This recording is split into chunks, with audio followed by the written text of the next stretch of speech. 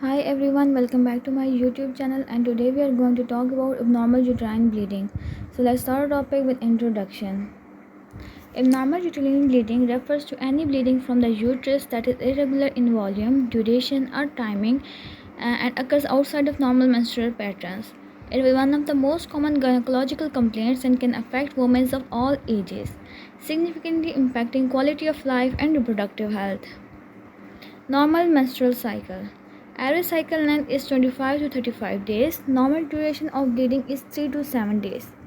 Average blood loss is 30 to 40 milliliter per cycle, and any deviation from these parameters may be considered abnormal. Classification of abnormal uterine bleeding. The FIGO, that is International Federation of Gynecology and Obstetrics System, classifies causes of abnormal uterine bleeding into two broad categories. First is structural causes and second are non-structural causes. Structural causes include polyp, adenomyosis, leiomyoma, and malignancy and hyperplasia. Non-structural causes include coagulopathy, ovulation dysfunction, endometrial causes, iatrogenic and not yet classified. Causes of abnormal uterine bleeding.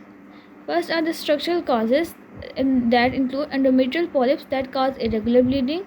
Second is adenomyosis that lead to heavy painful period.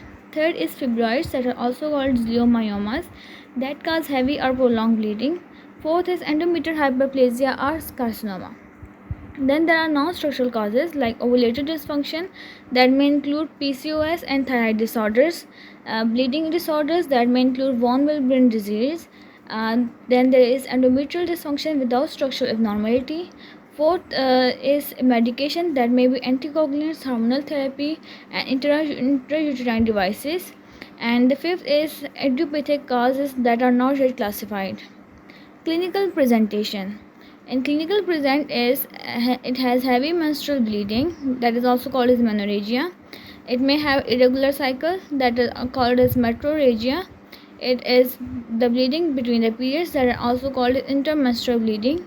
There may be postcoital bleeding, postmenopausal bleeding, and associated symptoms that may include anemia, fatigue, and pelvic pain. Diagnosis include history and examination, then investigation. History and examination include detailed menstrual history that may include frequency, duration, and volume. And then family history of bleeding disorders and physical examination. Investigation include laboratory tests that may include CBC, thyroid function, coagulation profile, and hormonal levels. It may include imaging that may be transvaginal ultrasound and sonohysterography. It may include endometrial sampling that may be biopsy or dilation and curettage. It may include hysteroscopy that is direct visualization of uterine cavity. Complications include iron deficiency anemia, infertility depending on the cause, increased risk of endometrial carcinoma and hyperplasia, and there may be reduced quality of life due to chronic bleeding and fatigue.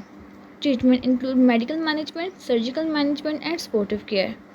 Medical management include hormonal therapy that include oral contraceptives, progestins, and gonadotropin releasing hormone, and non-hormonal therapies like NSAID and tranexamic acid, and also iron supplementation for anemia.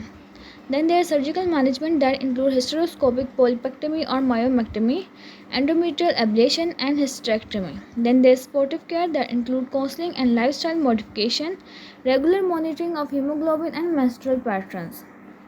Prognosis. The prognosis depends on the underlying cause. Most cases can be effectively managed with medical or surgical treatment. Early diagnosis and intervention prevent complications such as anemia and malignancy. Conclusion of this lecture video. Abnormal uterine bleeding is a multifactorial condition with both structural and non-structural causes. It requires careful evaluation using the FIGO classification system, appropriate diagnostic tools, and individualized treatment plans. Timely management not only improves reproductive health but also enhances overall quality of life. And this was all about abnormal uterine bleeding. Hopefully you liked the video. If you do, don't forget to like, share, subscribe, and comment. Thank you for watching.